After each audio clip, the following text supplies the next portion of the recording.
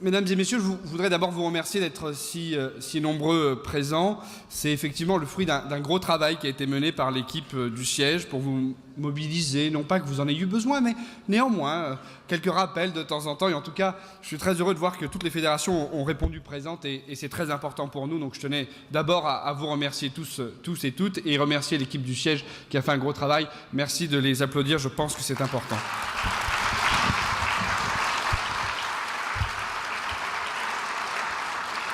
Alors, notre congrès touche à sa fin. On a eu un certain nombre d'échanges très divers, très variés, qui prouvent là aussi que l'UDI est capable de recevoir, d'écouter, d'entendre, y compris les points de vue parfois contraires, parce que c'est notre méthode, c'est notre conviction, c'est que l'écoute est le préalable à toute action. Et au fond, aujourd'hui, nous avons montré quelque chose d'important, c'était notre capacité à gérer une apparente contradiction. Cette apparente contradiction qui a été si difficile à gérer par le gouvernement, c'est gérer l'urgence. Le président de la République a dit gérer les fins de mois. Et puis gérer la fin du monde, c'est-à-dire le très long terme. Et au fond, les deux thèmes que nous avons abordés aujourd'hui, c'est exactement ça.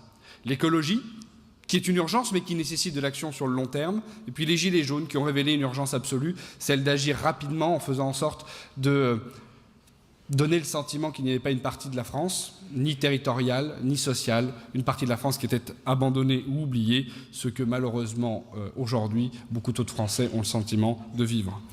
Alors, il y a aussi derrière cette mobilisation des Gilets jaunes une réalité, un divorce. Un divorce entre les élites, quelqu'un l'a dit tout à l'heure, mais aussi un divorce entre les politiques. Peut-on considérer qu'elles sont des élites? Je ne le crois pas, mais qui font partie de ceux qui dirigent un corps social, et puis ceux qui ont le sentiment d'en être exclus, de ne pas être entendus, de ne pas être, pris à la juste mesure de ce qu'ils représentent. Et au fond, nous avons eu des prises de parole de nombreux maires. Qui mieux que le maire pour gérer cette contradiction ou cette apparente contradiction? Qui mieux que le maire sait recevoir, aider, accompagner par le biais du CCAS et en même temps préparer l'avenir en construisant des infrastructures qui nécessitent 20 ans, 30 ans de financement, qui nécessitent de dessiner l'avenir de la ville et de dessiner l'avenir de tous ceux qui y vivent. Eh bien, cette expérience du terrain, cette capacité à être en connexion permanente avec le terrain, c'est ce que nous voulons apporter aussi à l'Europe. Cette connexion avec l'écoute, j'allais dire, cette connexion avec l'ensemble des corps intermédiaires, ce qui a été totalement oublié. Qu'est-ce qui fait qu'une société est apaisée? C'est sa capacité à engager le débat, sa capacité à échanger des points de vue contraires, contradictoires, sans tomber dans la violence. Eh bien, c'est ce que font les corps intermédiaires, c'est ce que font les élus, c'est ce que font les syndicats, c'est ce que font les chambres de commerce. Aujourd'hui, l'ensemble de ces corps intermédiaires ont été cassés, ont été brisés. Alors, nous y avons sans aucun doute une part de responsabilité, ça ne date pas de 18 mois, mais néanmoins, il y a aujourd'hui, dans ce pays, le sentiment qu'il n'y a plus de filtre, qu'il n'y a plus de structure capable de transformer les peurs, les craintes, les angoisses en propositions, en politique publique et donc en solutions. Eh bien, c'est ce travail-là qu'aujourd'hui l'UDI doit faire à la fois pour le territoire, à la fois dans les communes, dans les départements, dans les régions, mais aussi pour le projet européen. Je le disais tout à l'heure, gérer des temps contradictoires, une histoire, un présent, un avenir, c'est exactement ce qu'il faut que nous fassions pour l'Europe. Regardez ce qui s'est passé il y a encore quelques mois, des montées de populisme partout, et en même temps, un espoir, au moment de l'élection présidentielle, en un président qui croyait en l'Europe. Qui mieux qu'un extra-européen pour dire que l'Europe est une création extraordinaire? Je réécoutais ou je relisais, pour être plus précis, le discours de Barack Obama en 2016 qui, devant les Allemands, expliquait à quel point nous avions réussi quelque chose d'extraordinaire. Alors il se moquait un peu de nous parce qu'il voyait bien qu'on se battait tous pour avoir la meilleure équipe de foot, le meilleur chanteur à l'Eurovision. Enfin, la France a décidé depuis longtemps de ne plus envoyer de chanteurs à l'Eurovision de qualité, mais enfin pour ça c'est la petite parenthèse. Mais ça c'est une cause européenne importante. Mais il nous faisait remarquer que nous avions réussi à rassembler 500 millions de citoyens, parlant 24 langues, dans 28 pays, dont 19 partagent une monnaie commune, tous réunis dans une seule union. Il nous le disait, ce que vous avez accompli reste la plus grande réalisation économique et politique des temps modernes. Et cela, il faut qu'on s'en rappelle. Le XXe siècle était le siècle où on mourait encore de faim, où on se livrait des guerres absolument barbares, où, au fond, parfois pour des luttes territoriales, parfois pour des luttes plus idéologiques, nous avons mis nos pays à genoux et nous avons soumis des générations entières au meurtre, à la violence et à la haine. L'Europe nous a apporté la paix, et bien à nous aussi de rappeler aux Français que l'Europe, c'est la réconciliation, l'Europe, c'est le progrès, l'Europe, c'est ce qui nous a apporté la prospérité.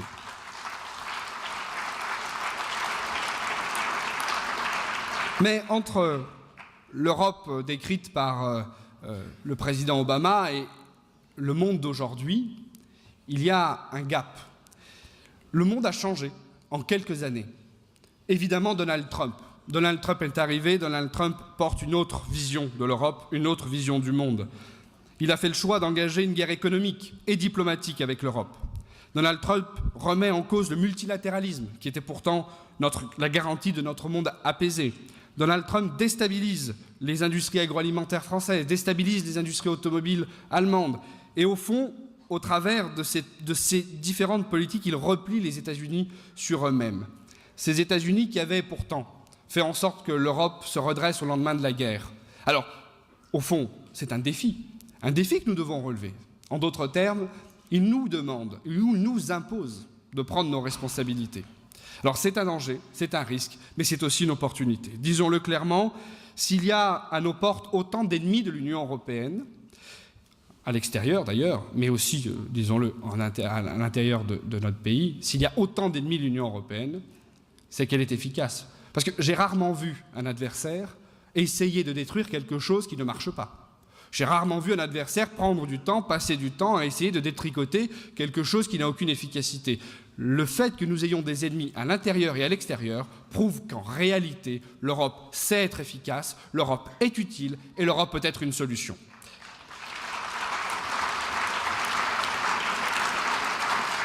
On le voit bien, la Russie repart à la conquête, les pays européens fondateurs de cet idéal européen se détournent de nous, ils se replient, et pendant ce temps, il faut le reconnaître aussi, l'Europe peine à répondre aux défis qui sont les siens.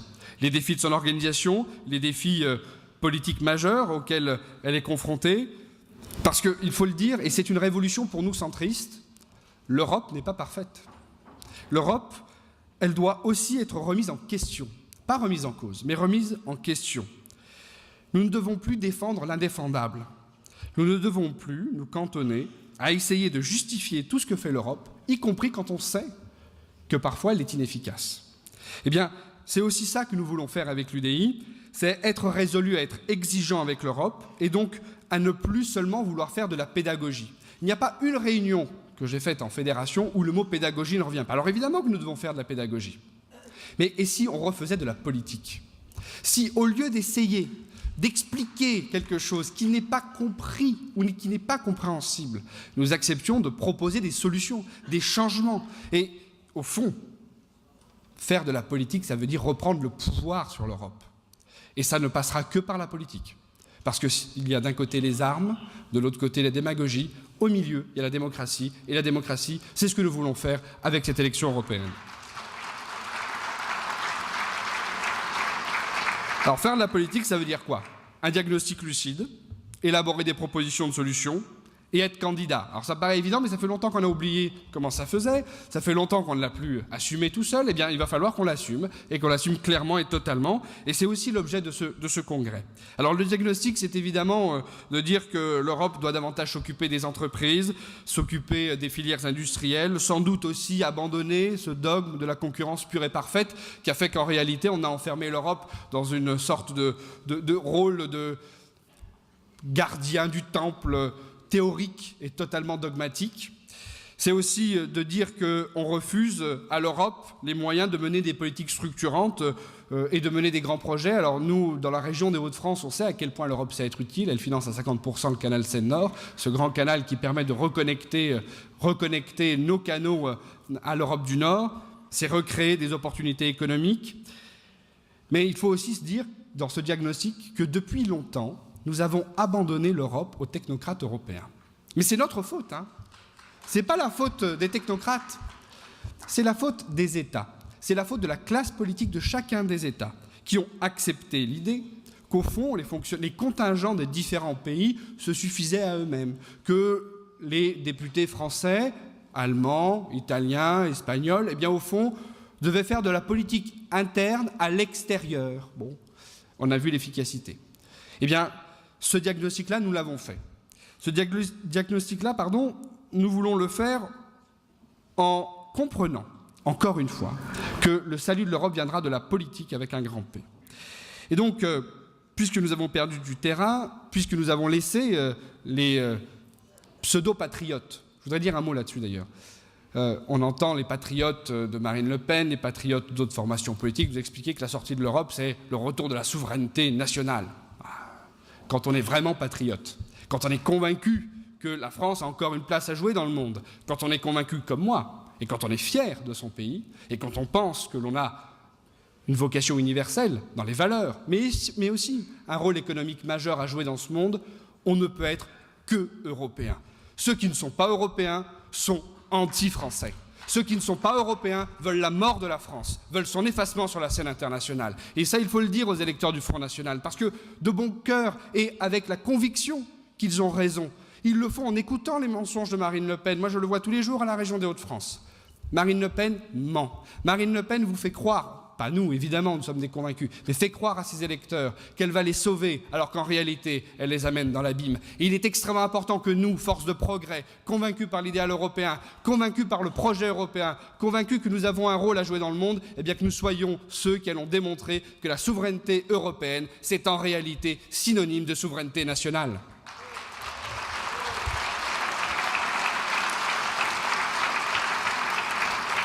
Et de manière un peu plus politique, notre rôle sera aussi d'arrêter d'envoyer des retraités de la vie politique au Parlement européen.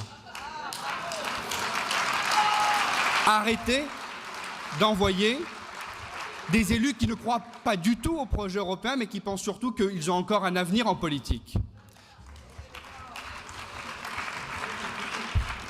Depuis quelques années déjà, la France envoie des contingents de gens qui soit ne sont pas du tout européens, c'est le cas des élus de Marine Le Pen, soit, pensent qu'ils ont une opportunité, une carte à jouer au niveau européen en attendant et faute de mieux. Eh bien nous, on le dit clairement, l'Europe, c'est pas faute de mieux, c'est l'essentiel. L'Europe, c'est pas à défaut d'autre chose. C'est l'absolue nécessité de notre mobilisation au service des peuples européens et au service de notre continent, qui a une vocation importante pour stabiliser le monde, pour assurer la paix, pour aussi créer des opportunités de développement économique et puis surtout pour répondre à l'urgence, y compris dans chaque État, l'urgence de l'immigration, l'urgence du développement économique, mais aussi, disons-le, l'urgence sociale, parce que ce sont des sujets sur lesquels nous devons travailler, convergence sociale, convergence fiscale, ce sont des solutions que nous devons porter. Eh bien, pour conclure, ce que nous allons proposer, je vous soumettrai tout à l'heure un vote, le vote d'une motion, ce que nous allons proposer, c'est de voter pour des vrais Européens. Des Européens indépendants qui refusent de se laisser enfermer dans le débat stérile et simplificateur entre nationalistes et progressistes. Là aussi, c'est un mensonge. Ceux qui votent pour Marine Le Pen ne sont pas tous des nationalistes, pas tous des immondes racistes. Ce sont des gens qui ont peur. À nous de répondre à la peur et pas d'alimenter les peurs comme Marine Le Pen le fait. Ce qu'on va proposer, c'est d'envoyer des Européens libres. Libres de ne pas rejouer le match du second tour de l'élection présidentielle, ce que malheureusement le président de la République est en train d'installer et ce qui est en réalité mortifère. Des Européens qui sont offensifs, qui ne veulent pas retomber dans la bataille entre majorité et opposition. Voter pour la liste du président de la République serait soutenir la majorité, voter pour une autre liste serait être dans l'opposition. Eh bien nous sommes libres et totalement libres et notre seul combat, c'est le combat européen. Puis il faut aussi envoyer au Parlement européen des Européens dans l'âme, qui ne sont pas là par opportunisme, mais qui sont là parce qu'ils sont les héritiers de Schuman, de Monnet, de Giscard d'Estaing, de Simone Veil et de Jean-Louis Borloo et de Nicole Fontaine, je l'ai entendu tout à l'heure.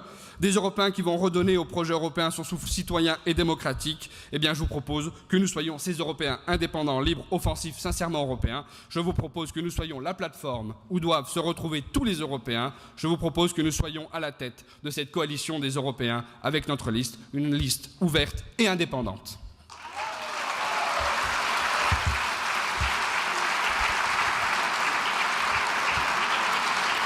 Alors, avant de laisser dans les temps la parole à notre président, je vais vous proposer d'adopter la motion de ce congrès.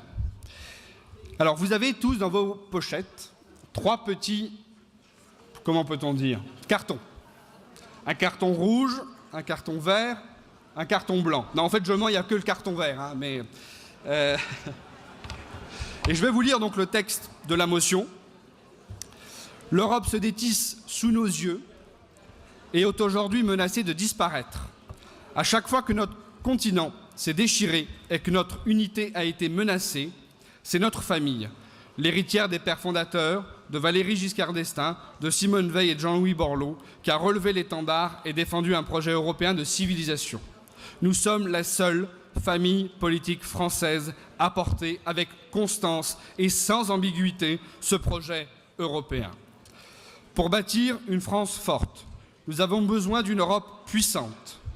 La mission première de l'Europe est de défendre notre souveraineté, nos valeurs et nos modes de vie pour que notre destin ne dépende pas des autres grandes puissances mondiales. Dès aujourd'hui, nous portons un projet sans concession pour les dysfonctionnements actuels des institutions européennes. Un projet volontariste proposant de fédérer nos politiques sur les enjeux stratégiques dont dépend notre indépendance. Nous porterons une liste conduite par notre président Jean-Christophe Lagarde, une liste de rassemblement ouverte à tous les citoyens français et européens qui veulent que l'Europe se construise enfin en vrai. Alors, je vous propose de voter. Qui vote pour? Est-ce qu'on peut allumer la salle un peu plus ou pas? Pour qu'on puisse voir cette belle marée verte quand même.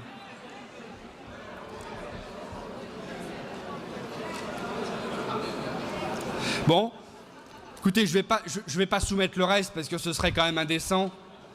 Je vous propose de vous lever, tous, quand même, et que l'on s'applaudisse parce que nous aurons une liste conduite par Jean-Christophe Lagarde aux élections européennes. Bravo à vous.